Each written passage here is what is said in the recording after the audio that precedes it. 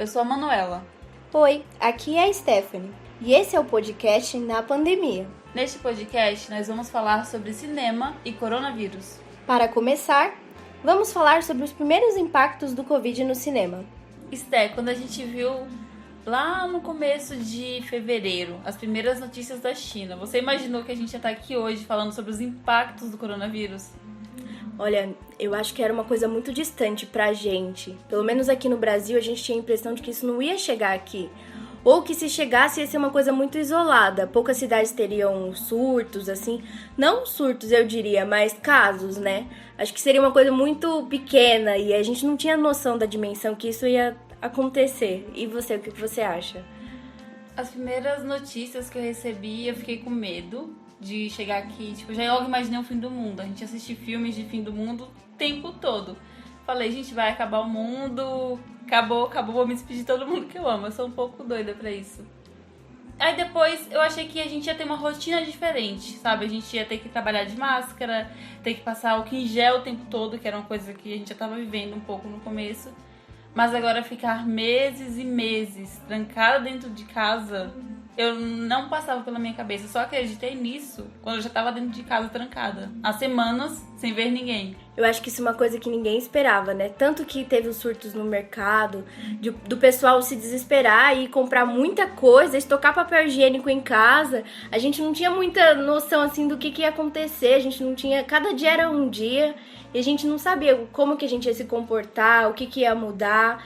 E eu acho que no começo, acho que muita gente pensou mesmo que seria mais usar máscara, álcool em gel, umas medidas mais de segurança, mas nada assim radical da gente ter que se isolar em casa, parar de visitar parente, parar de ter a nossa vida normal que a gente é acostumado, né? Sim, eu fico pensando nas pessoas que foram pro cinema pela última vez e não tinham noção de que estavam indo pela última vez em meses, sabe? Tipo, a pessoa que foi assistir o filme que tava passando no momento não sabia que ela ia ficar meses sem ter aquela experiência de novo.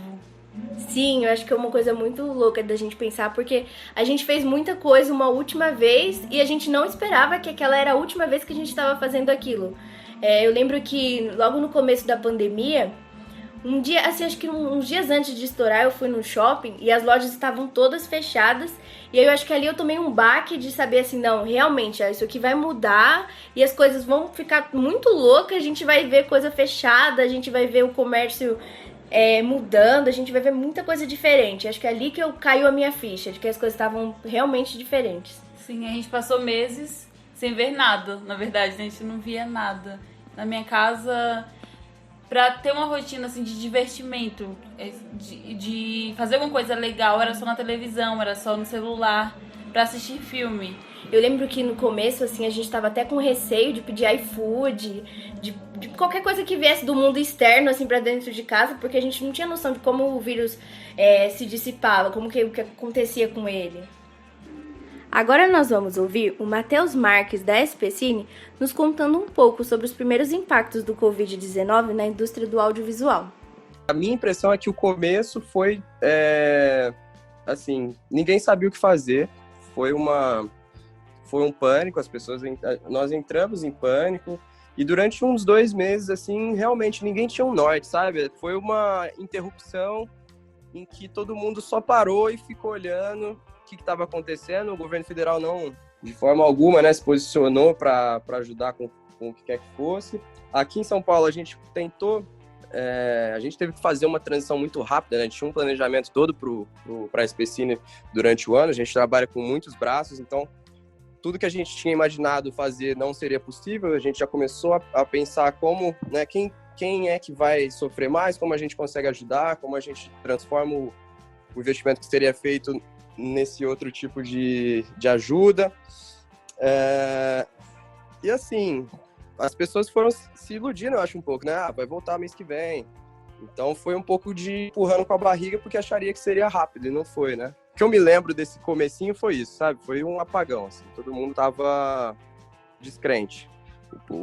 A gente não queria pensar porque seria, assim, pensar no pior mesmo, né? Seria essa pergunta que você fez de será que o audiovisual sobrevive a isso no Brasil, né?